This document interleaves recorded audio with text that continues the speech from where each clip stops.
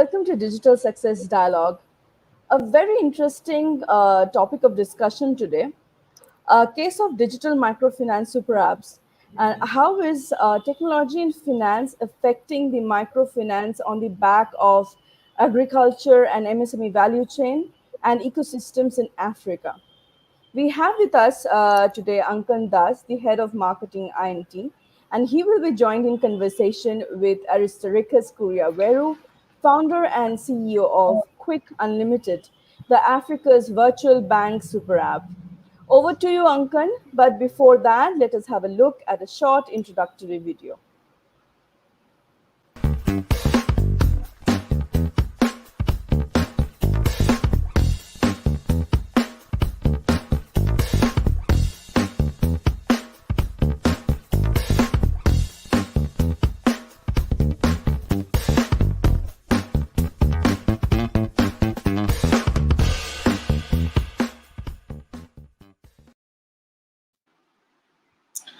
Hello everyone and welcome Aristarichus with us on this yet another digital success dialogue with Indusnet Technologies.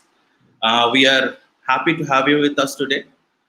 So guys, we'll be discussing a lot of important stuff that is going on in microfinance and super apps today, especially from the perspective of the green value chain of Africa and pinpoint to Kenya.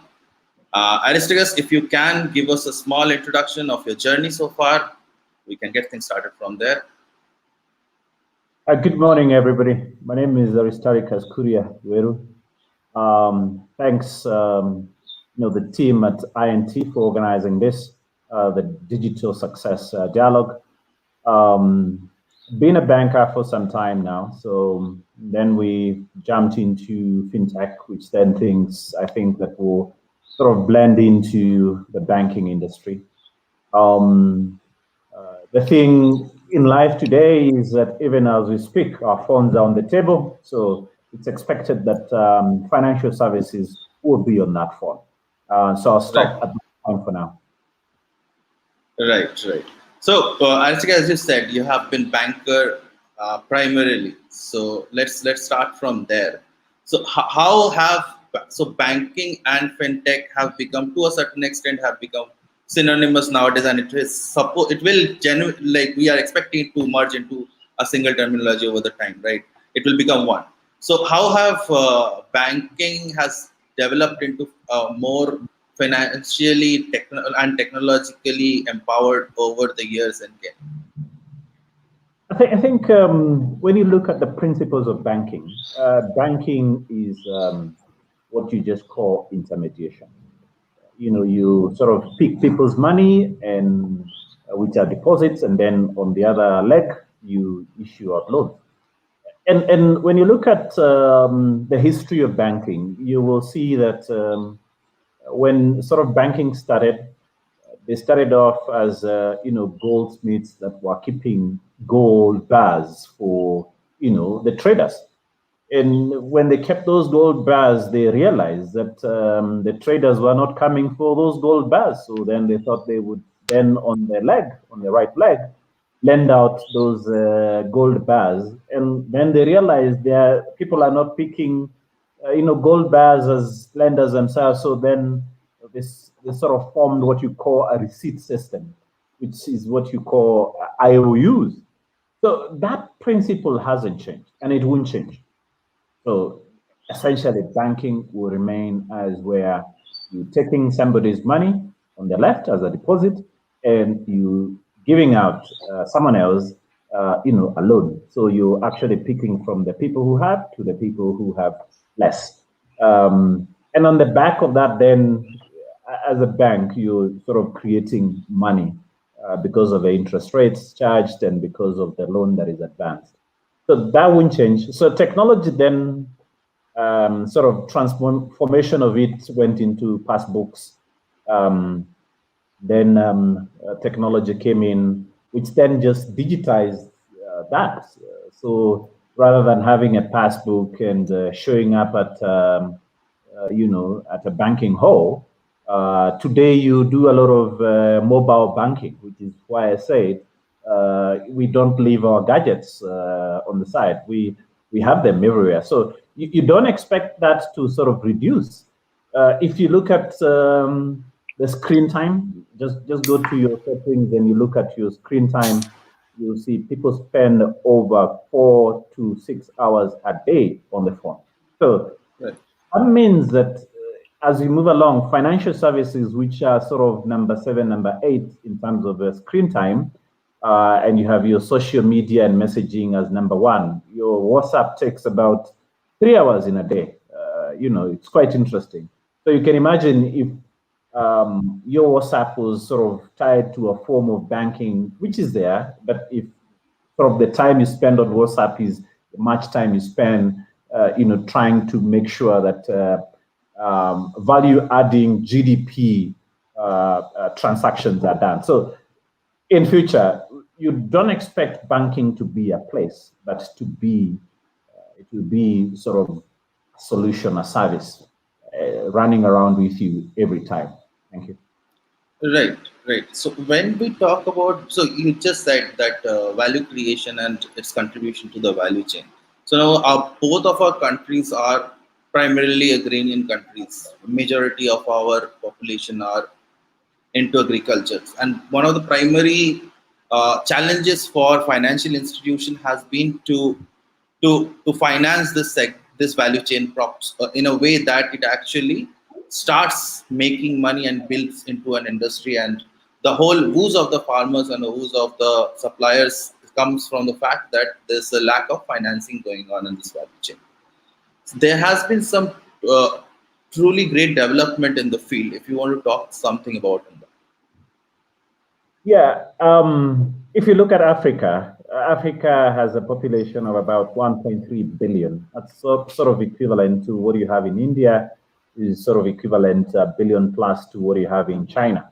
So the average age of a farmer in Africa is actually 60 years age.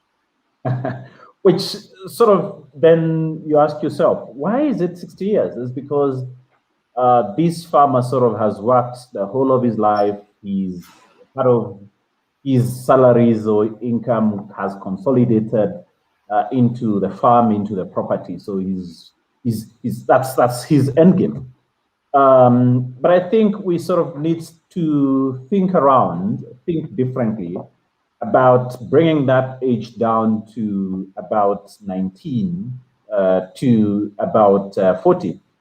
The interesting bit is that as much as the 60-year-old is the owner of the farm, it's the 19-year to 30, 40-year who are tilling that land. So essentially, they've got the knowledge.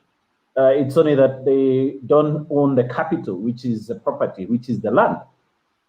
So then having said that, in Kenya, agriculture accounts for about 70% of the rural population, their engagement. It feeds about 80% of the population in Kenya. It employs more than 40% of the people in Kenya, and that is an engagement of about 19 million Kenyans out of 50 million Kenyans. It contributes to the GDP about 27%, 26%, and our GDP is $100 billion in Kenya. So it just tells you that, and Kenya is one of the countries where the acreage of land used for agriculture is actually one of the highest after South Africa. South Africa has about almost 1 million square kilometers of agricultural land, whereas Nigeria, Angola, and Botswana are slightly higher than Kenya, which Kenya has about 280,000 square kilometers of agricultural land. So the challenge for agriculture is that the allocations for budgets are so little to have a significant impact to make it grow. That's one. Two, we're still using the traditional agricultural methods of tilling land. And I'll give you a good example. In Kenya, about 50 years, we didn't have flowers. So then we introduced flowers. We are now the biggest cut flower exporters in the world.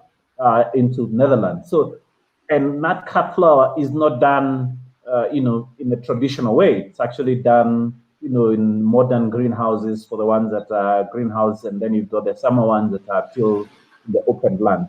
So the banks actually in Kenya sort of just finance 8 to 10% of the total finance that is out there, and we've got about 3 trillion Kenya shillings of financing out in the Kenyan market. So 8% is just too small. So down into the basics of agriculture is to say, we then need to look at agriculture as a business. We need to stop looking at agriculture as a hobby. So you then look at agricultural value chains, and I'll give you one good example. The tea sector in Kenya is one of the highest exporters, if I may. And you've got a farmer who then has extension officers who look at what he's doing. You've got the buying centers. You've got the workers. Once they pick the tea, it's taken to the factories. Today, the tea that is weighed at the buying centers is actually weighed digitally. So if a financial institution wants to finance those receivables, and I'll call them receivables, then they can do that at that particular point to be able to pay the tea workers. You then got the guys who, KTDA, which is Kenya Tea Development Authority, provides fertilizer. It's got a financing arm. So when you look at that whole value chain that goes to the factory, then goes to the auction houses in Mombasa, that then goes to the export market, that then goes to the guys who are now doing blending and value adding of a tea, then if you lay over new methods of looking at weather and ensuring that crop, then you can be able to participate as a financial institution in that value chain. So the bottom line, you need to look at agriculture as an interconnected value chain. Right. So as you said that the tea business, the cut flower value chain, if I have to go ahead, I call about Ghana's cocoa value chain. These are a few of the examples how microfinancing or by banks have actually supported and has been able to create impact, and has been examples of how we can actually transform the value chain, right? So even in similar examples could be seen in India, like your Indian dairy value chain, right? A lot of startups have come up in that. So a lot of banks are now financing those startups, but then ensuring those loans and providing micro loans to the farm to the milk processors, and then getting those done. So there is, of course, a very well established concept now. So why there is still such a gap? So there is still a gap, right, for banks to be able to completely address the value chain to a certain extent. So is this the lack of a platform that you would call what we are calling today a super app in the financial green value chain or the agrarian value chain of either of our developing countries? Is that what you would say? Super apps just comes in to consolidate that position. To say, if you then look at a farmer, you're not looking at that farmer from different angles. Remember, a farmer has many things into his farm. Right. So he's got a cattle, 5 or 10 or so, then he's in the daily value chain. He's got tea, so he's then in the tea value chain. He sort of is growing a bit of potatoes, so he's sort of in the potato value chain. And I think one of the biggest challenges for agriculture is that nobody has been able to look at that farmer in totality, so that then you can sort of say properly, he produces these kilos of tea in a single view, these liters of milk from a daily value chain, and from a potato value chain or cocoa or whatever else ISO that might be there, and sort of look at that farmer in totality. Most people, when they walk in from a single view. They just want to see just that one value chain. And then remember, the farmer sort of has other needs as well. If it's a middle scale farmer, he sort of has employees. So you need to understand what's the relationship between the farmer and the employees. Just the same way when you look at it from a business perspective. So remember that farmer as well has kids. So you sort of need to understand what's the family setup. Remember that farmer, kids, employees, and their crops, they need insurance. So when the insurance company is walking into a certain value chain, they just want to see just that one value chain rather than looking at the farmer in totality. It's not an easy thing to do. It's easier said, I'll say that. So then your super apps come in to just say, can I have a view of the totality of that farmer? So if it was a sorghum farmer, and that sorghum farmer is supplying that sorghum to a brewery, like it happens in Kenya, then you sort of connecting that sorghum farmer to the brewery value chain, to down to the distributors and the stockists of the beer. That's an interesting angle to it. And remember, maybe that farmer sort of is a contract farmer from the brewery, for that matter. So you sort of have to connect that piece up to, then you come back and connect his daily value chain that then has its coolers, processing plant, and all that to the end. I think the journey has begun. That's what I would say. Agriculture sort of needs to be looked at in a different way. One of the things, if I may say, that sort of has saved Africa from a bit of this COVID thing, and we were discussing about it before, is actually the fact that a majority of the people, like I said, 70%, actually are in agriculture. So then they have food to eat. They sort of have social distance by virtue of they are tilling, land, far away from one another. They are not in one building. So we just need to look at agriculture, modernize agriculture, have, every player in sort of one platform that would help people to sort of have a proper view of what's happening.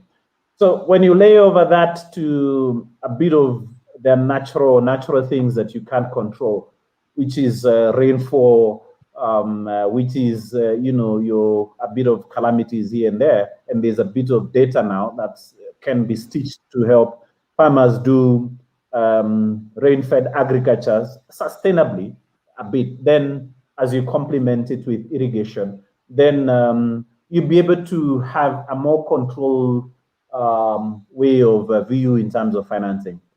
But the other interesting aspect of agriculture is that there's huge losses in agriculture.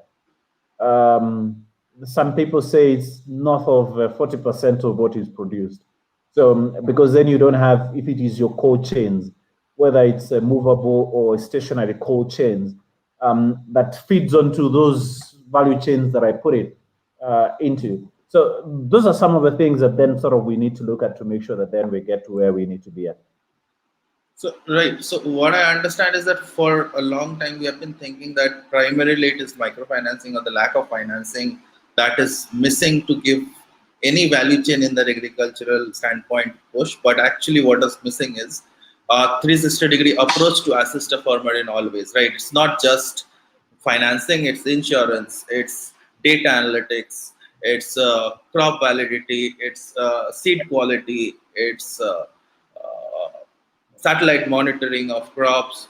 So I was reading about an interesting app that is your Pix fruit or something like that, where you take the picture of your fruits and then do a satellite mapping, and they'll tell you what is the count of the fruit. Because ideally, when a farmer does a estimation, there's a huge loss which is in the factor of 10, right?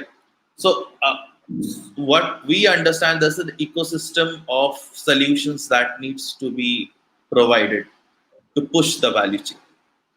So here I think we come up to super apps, and a lot of banks trying to build on the fact that there's this huge gap of such kind of a platform which provides a 360-degree solution to a specific value chain. Be it agriculture, be it dairy, be it cocoa or be it flour. So now we come to maybe something what you are actually trying to do is create a super app ecosystem for the value chain. So if you'd like to talk a little bit about that. Good. What we've built is quite an interesting super app, which is just to look at the lifestyle of an individual, who is in agriculture or who is in small and medium enterprise, and to say, yes, how can we facilitate from looking at the data, what sort of, their touch points are, and, making sure that then we facilitate their payments along those value chains and tie it up to, ecosystems, whether agricultural ecosystems, like I said, tea, or coffee, or as well as the dairy sector. And bring in players, in the insurance industry to sort of, de-risk some of those, inherent risks that are there in the agricultural sector or in the business, for that matter. We did some interesting research, and it was interesting, and I do agree with you. Funding is not actually the biggest challenge for our people. The biggest challenge for our people is sort of information, is actually planning to make sure that then they are aligned properly. So we've stitched together a bit of foreign exchange. We've stitched together a bit of lending and borrowing and sort of investment, wealth management, bill payments, wealth management being a bit of treasury bills and bonds investments, because in Africa, people actually don't invest as much, they don't save as much. And as you know, the equations of investments is income is equal to savings is equal to added to investments. So when you look at that whole, ecosystem, and we're just starting off, it tells you then that if you sort of understand first, what the challenges of the people are, critically. Like I said, we spent about 6 hours, 5 hours on the phone. You could then, solution based on those challenges. And that's exactly what we're pushing for. So then at the end of the day, the customer will have, a proper dopamine experience, dope for that matter. So it's important that the enabling environment is put into place, and that's a role of the government, sort of allocating appropriate funding into, agricultural value chain and SMEs for that matter. Two, it's important that agriculture is viewed as a business, and it's a micro business for that matter for the small, farmers, and then appropriate support is given onto those farmers. And it's important to sort of have a view of the whole value chain, so that then you just not looking at that farmer as an isolation. Because I mean, if you may, no eye can live his life alone. So I mean, the eye is dependent on the brain, is dependent on the mouth, is dependent on the stomach. God designed us in that way, and that's how everything else is stitched in line. Right. So as I said, that the concept of super app in the agriculture value chain is something which I find quite interesting myself. So I'll go deep into it a bit. So once you start developing a platform where you put up various solutions for value chain, how do you, so since you are a bank, when your bank is creating such a platform, right, where it is trying to address the whole value chain through different micro apps to generate a platform where like it addresses all the woes of the value chain. How does a bank goes about addressing use cases one by one? For example, I think the first use case the bank generally starts with is financing, right? Microfinancing, this providing microfinancing loans, and if possible to a certain extent bring in insurance. So now, after having provided microfinancing solutions and insurancing solutions and lending solutions, how do you go about creating more solutions which would be effective at the same time, will enhance the opportunities that are being created by the microfinancing? Okay, a couple of things there.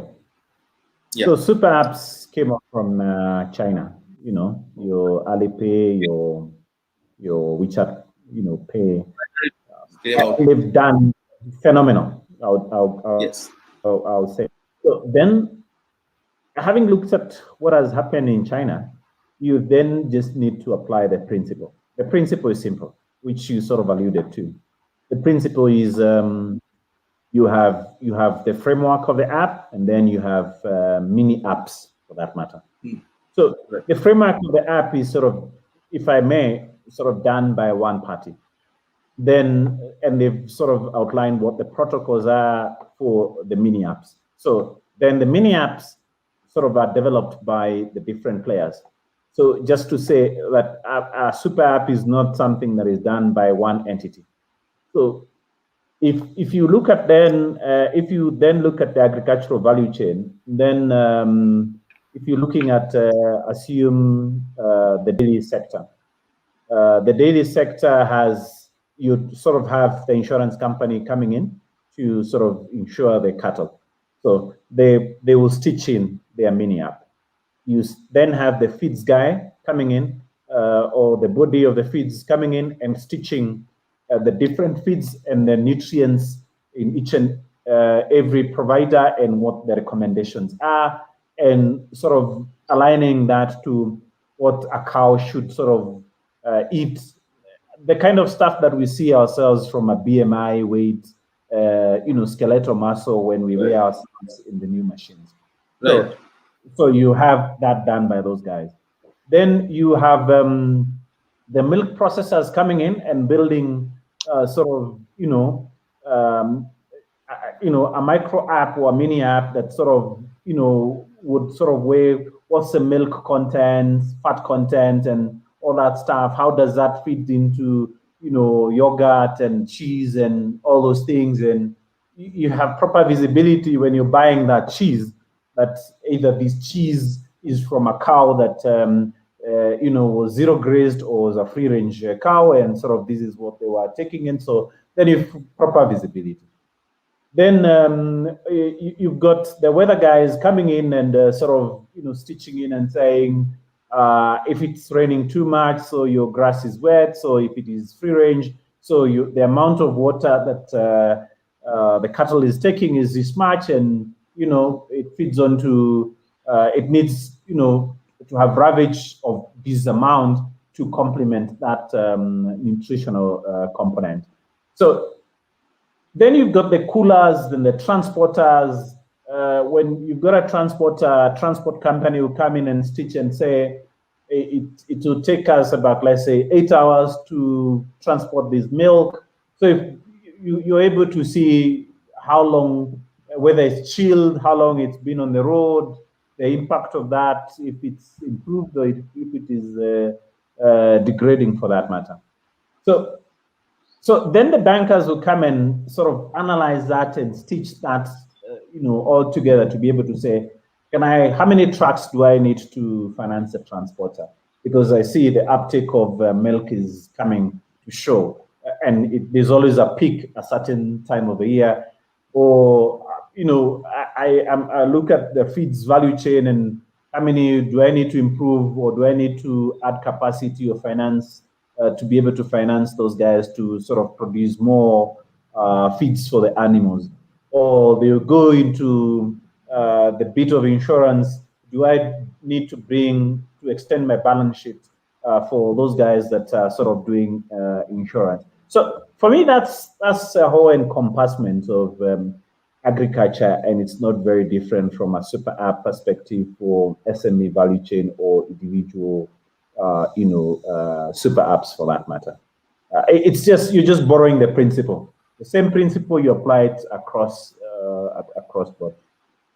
Right. So what you're saying, that for banks, it is not necessarily they start creating everything on their own platforms. Rather, they are recognize the what can I say, the use cases they want to address that will actually. So I think the major aspect what bank would look at is obviously mitigating the risk, right? So based on that, they might choose on, okay, these are the use cases that we can get into and we can make more financing, and then they would tie up into them and maybe create a marketplace of that. Yeah, and that's correct. I don't think there's anybody in this world who can be able to do an agricultural super app. It's on a single, as a single entity. Yeah, that's correct. True. So then the essence is just to, super apps is just, convergence of data. So you then banks will sort of try and look at data from a different perspective, from a different player who is on that value chain, to be able to say, do I make an investment? Do I make a decision into that? And we've seen a bit of that happening in Kenya. There are a couple of guys who sort of are in different agricultural value chains. We've got Trigger Food, we've got Apollo Agriculture, Safaricom through M-Pesa was, getting into something of the sort. If you've seen in Nigeria, the former, Minister of Agriculture, who is the current CEO and President of the African Development Bank, that's the kind of conversations that he was putting across. If you look at the investments into agriculture by the richest man, Mr. Dangote, you'll see that he's actually now into the fertilizer, which then speaks to the rice value chains and all that, as much as he's gotten into oil. When you look at Tanzania, Mo Dewji is actually also in the agricultural value chain. He tell you that he's got in the cotton value chain, he's got the farmers spinning, ginning, knitting, and when you tie that up, if you listen to him, when you tie that up, you see that he's figured out that then agriculture needs to be tied together. It's not an isolated journey. Right. So another thing that I want to understand here is, so there is actually a huge development in terms of association of IoT devices, then blockchain technology coming in. I think this company that you spoke of, what's his name, Cellular or something like that, you said, right? So they have also they have written about blockchain technology, how they're implementing it. There's some application called AgriRoad or some AgriRoad that is doing blockchain kind of automated start contract. So how adaptive is blockchain in African ecosystem right now, and what do you think is the future of its application in agri value chain and in super apps?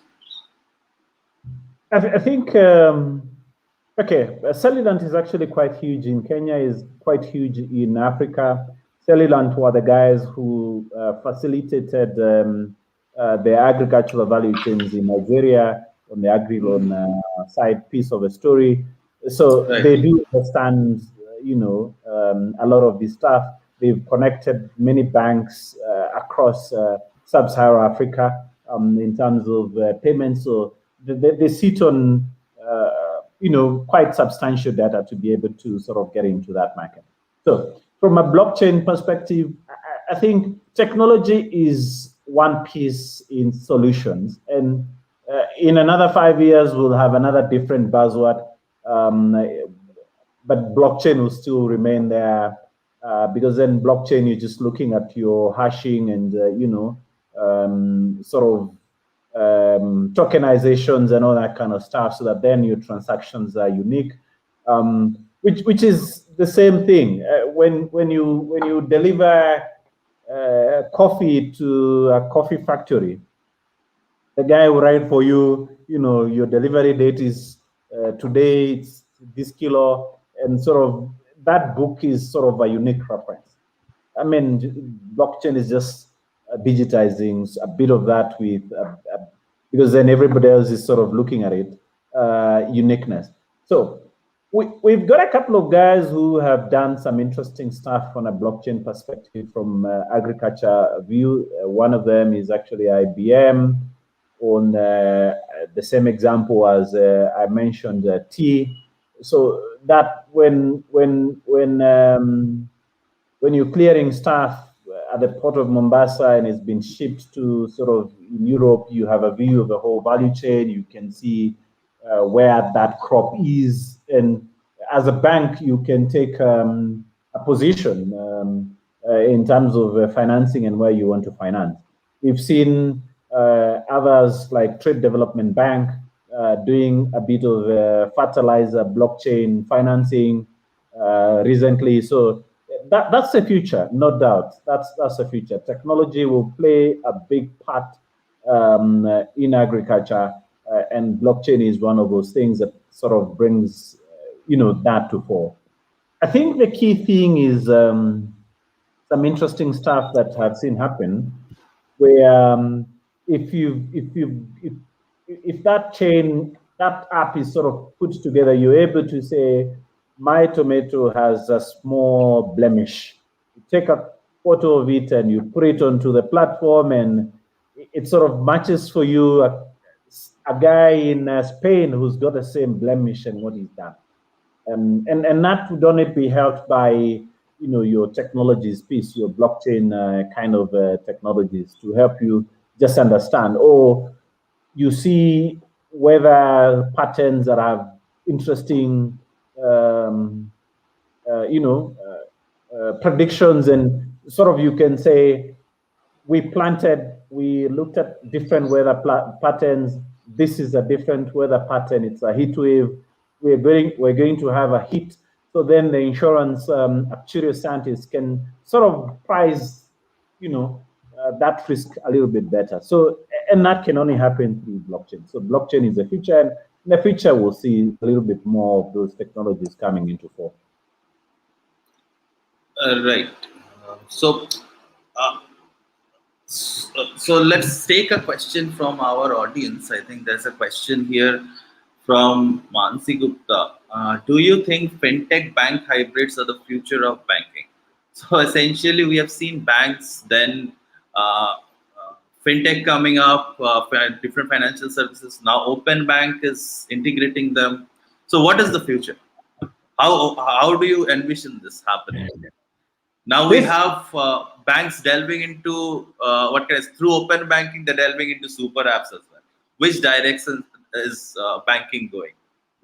This is a super question, and that question has a super answer into it. When you look at what Alipay has done, when you look at what any bank in Brazil has done, when you look at what's happening with Revolut in Europe, Sterling Bank, when you look at some interesting guys like these guys are called who? I'm forgetting their name. They're investment bankers, the biggest investment bankers in the world. Right. Goldman Sachs. I don't know whether it's JP Morgan, but they've got a super app or a digital app called Marcus. You can imagine investment bankers putting up a digital consumer bank. So yes, I don't think in future, as we move along, you will have a bank the way you know it today as just a bank. It would be a fintech bank. It would be telco bank, MVNOs for that matter. When you look at Kenya, you've got M-Pesa, which sort of is gearing up to sort of take on Africa. So it will be a hybrid. I don't expect to see in future that you'll have a pure bank and it's just a bank. Or you have a pure fintech and it's just it will be a blend of those. And when that happens proper, the game is changed. Right. So as you said, even Goldman Sachs is looking at building a super app like Marcus. It's definitely hybrid. Banking is the next future where it is involved in not just banking, but it is also associated with stimulating value chains through associations and partnerships. So any last anecdotes to share with our users? Any advice to the budding entrepreneurs or bankers, as you would like to say? I think my advice is that we sort of once in a while rush to get these solutions out there. Let's take a bit of some time. Do lots of research. Understand Right. the consumer, the customer needs proper. Try new things. Okay. Don't be afraid to, look at agriculture in a different way. Think without the box. Okay. Look at banking and see what can you sort of change. When I was in banking, we did some interesting stuff. Most bankers those days would sort of look at lending on the back of collateral. That sort of boat needs to sail to lending properly on cash flows. Yes, collateral is your second repayment source, yes. Tie up the fintech, world into banking proper. I mean, the fintech world is in the palm of your hand every day. So tie up that, build stuff that's got proper gamification that sort of makes the people, want to be on that app 24/7 without necessarily, being negative. That's for me what I look at. Then let's make sure that we price our products appropriately so that people can be able to afford. And thirdly, because it has to be productive, let it be productive. Let it build to the economy. Microeconomics is quite key. When you look at FX, when you look at GDP, when you look at employment, anything that you build should be tied to building the country, growing the country. If you are there those days when John D. Rockefeller was there, or Carnegie was there, or the other guys who built, JP Morgan, who built the economies of, the US, those principles are still the same. Right. So with this note, I think my biggest learning from your advice has been think without the box, not just out of the box. So guys, I think that is the best advice you can take away today. And we thank Aristarichus for being with us. With this note, we'll close our discussion today. And before we go, we'd like to show you a case study on TB Star. TB Star is a platform of ever-rising cases of tuberculosis in Nigeria. It is accessed and used by any clinical provider in Nigeria. It replaces paper forms with more efficient digital platform and supports the reporting needs of clients providing clinical providers at scale. This is an app that was developed by us. Have a look at the case study. And thank you, Aristarichus. It has been a pleasure. Hope we stay connected. Thank you very much as well. I really appreciate it. Thank you for having me, and all the best to everybody. Thank you. Thank you. The cases of tuberculosis in Nigeria were hitting the sky. Independent clinicians lack proper information or tools to diagnose and report TB. To address this challenge, the Shops Plus decided to develop an Android application for TB screening and tracking for accelerated referral and reporting called TB Star that can be accessed and used by any clinical provider in Nigeria. Everyone Mobiles, in collaboration with INT, developed the app to replace paper forms with a more efficient digital platform and support the reporting needs of clinical providers. The specially designed interface for each user type based on their needs. The first is a simple screening checklist of symptoms. If a client indicates that they have any of these symptoms, the provider will be alerted that the client has presumptive tuberculosis and will be prompted to collect further information. Clinical providers who are in a shared network can share client data across facilities, alerting facilities of referrals and reducing duplication. Another feature is a My Clients database. Providers can review records for clients that they screened, referred, or otherwise interacted with. In addition, all user types have a simple dashboard that they can use to track the number of clients that they have screened, the presumptive clients, the clients that are confirmed, and the clients that have been referred on for treatment. The app played a crucial part to bring efficiencies in the process before the disease affected the people of Nigeria. Digitally transforming healthcare landscape, INT.